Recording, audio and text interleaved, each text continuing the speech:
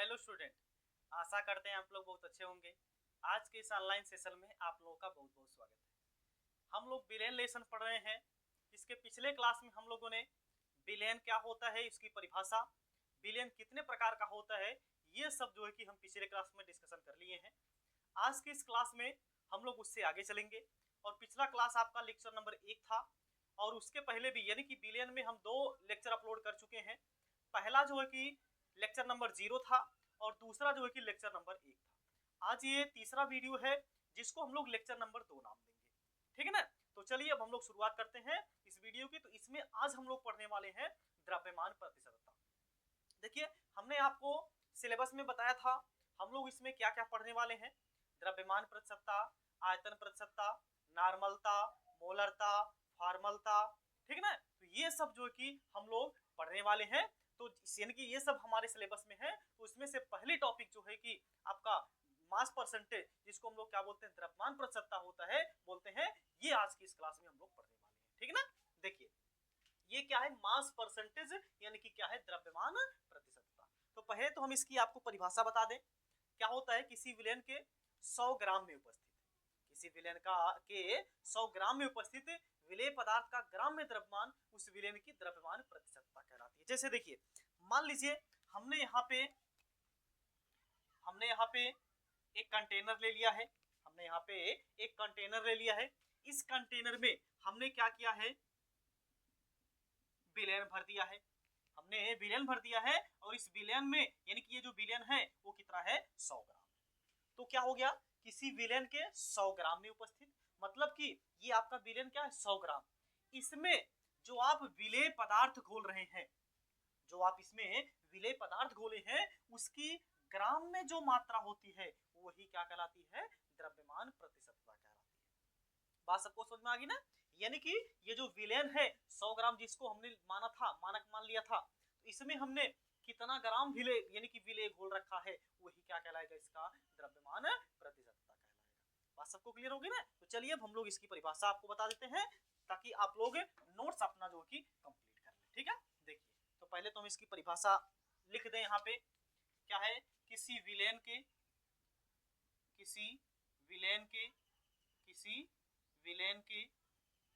100 ग्राम में उपस्थित, किसी विलयन के 100 ग्राम में उपस्थित, किसी विलयन के 100 ग्राम में उपस्थित विलेय पदार्थ का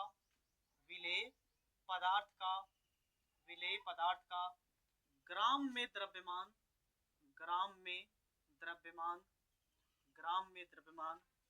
उस विलयन की द्रव्यमान प्रतिशतता कहलाती है।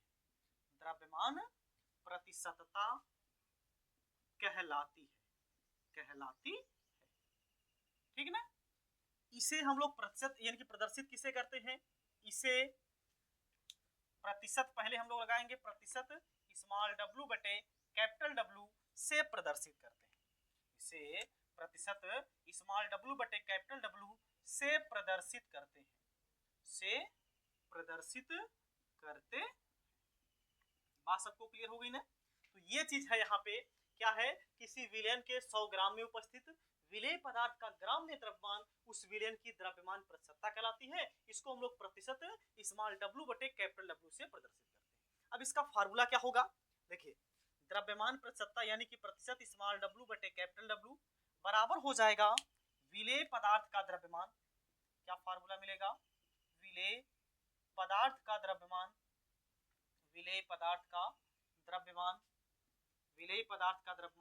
ये आपको लेना है किसमें, ग्राम में। अपान यहाँ पे क्या हो जाएगा, विलयन का द्रव्यमान अपान क्या हो जाएगा, विलयन का द्रव्यमान।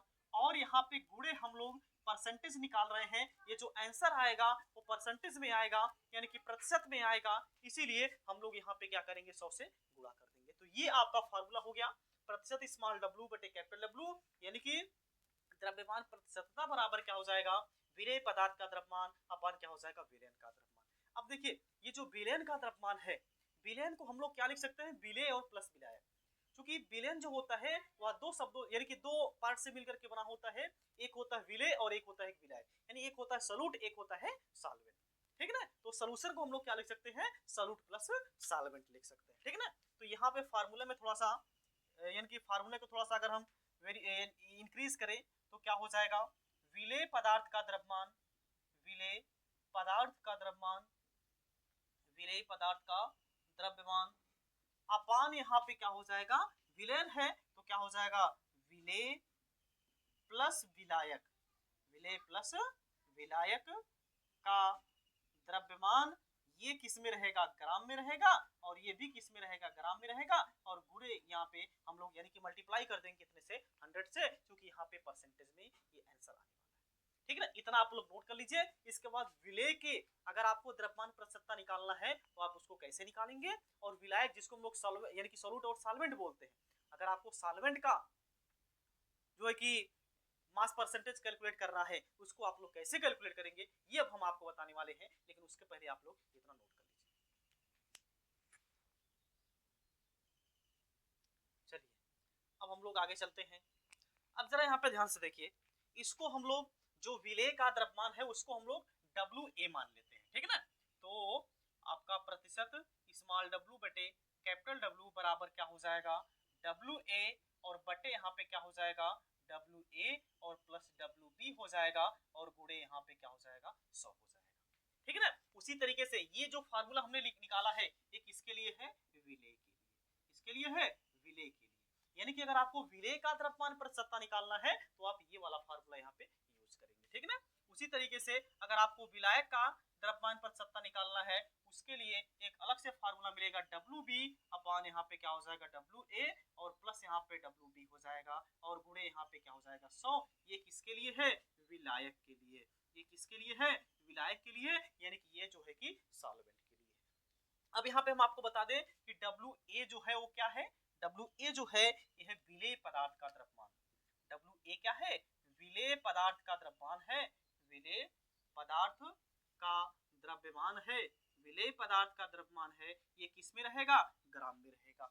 और जो आपका WB है, जो WB है वो क्या है आपका, जो WB है ये क्या है, विलायक का द्रव्यमान है, ये क्या है, विलायक का द्रव्यमान है, विलायक का द्रव्यमान है, विलायक का द्रव्यमान है, ये भी किस में रहेगा, ग्राम में रहेगा।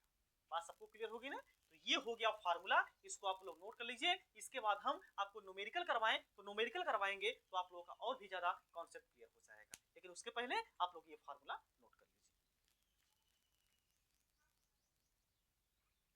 चलिए अब हम लोग ये क्वेश्चन को सॉल्व कर लेते हैं।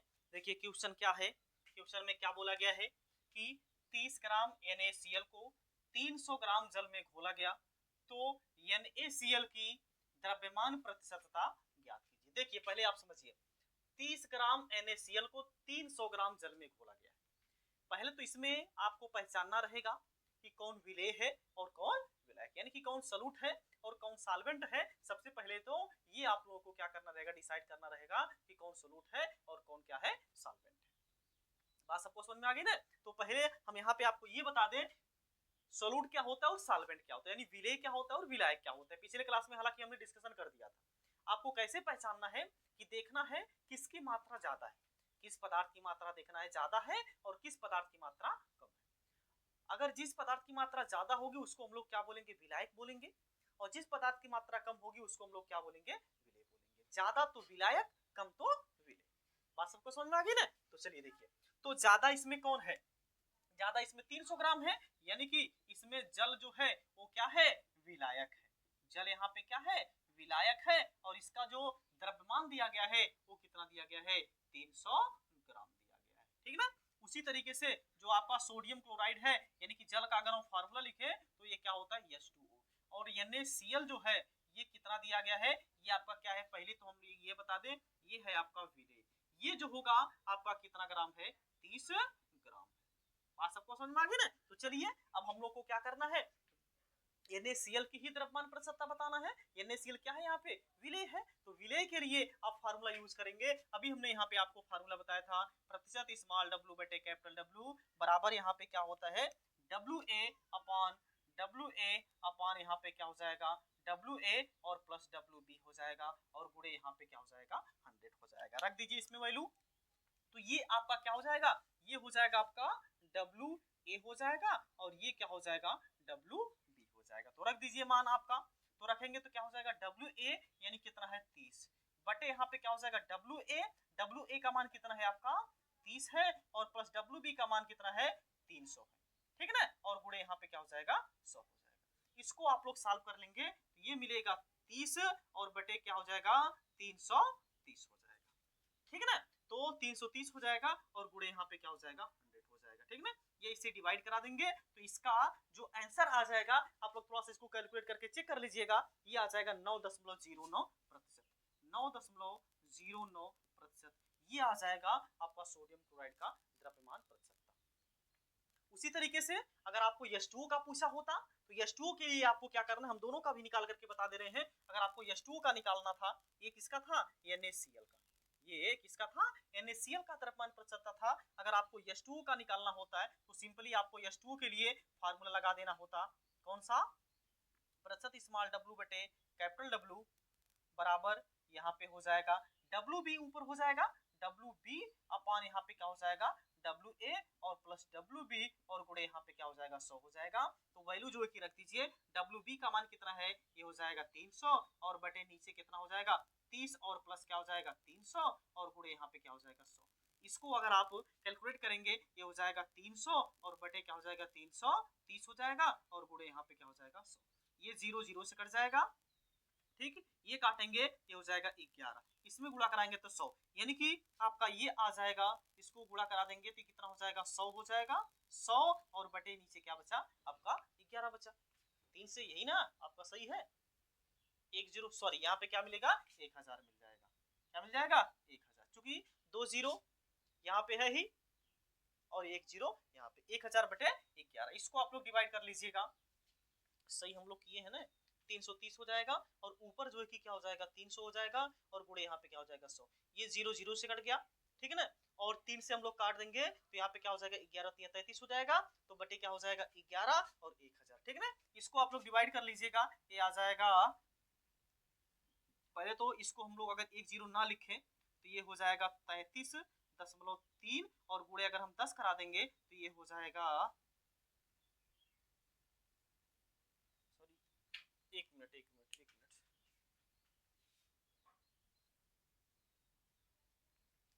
ठीक, तो क्या हो जाएगा एक बार देख लीजिए फिर से कैलकुलेशन, तो क्या हो जाएगा 300 बटे 330, ठीक है ना, तो ये अगर आप कैलकुलेट करेंगे ये आ जाएगा 90.99%, ठीक है ना, यानी कि जो जल का द्रव्यमान प्रतिशतता होगा वो जाएगा 90.99%, और आपका जो NaCl यानी कि सोडियम क्लोराइड होगा इसका कितना हो जाएगा 9.09% हो जाएगा, ठीक है ना।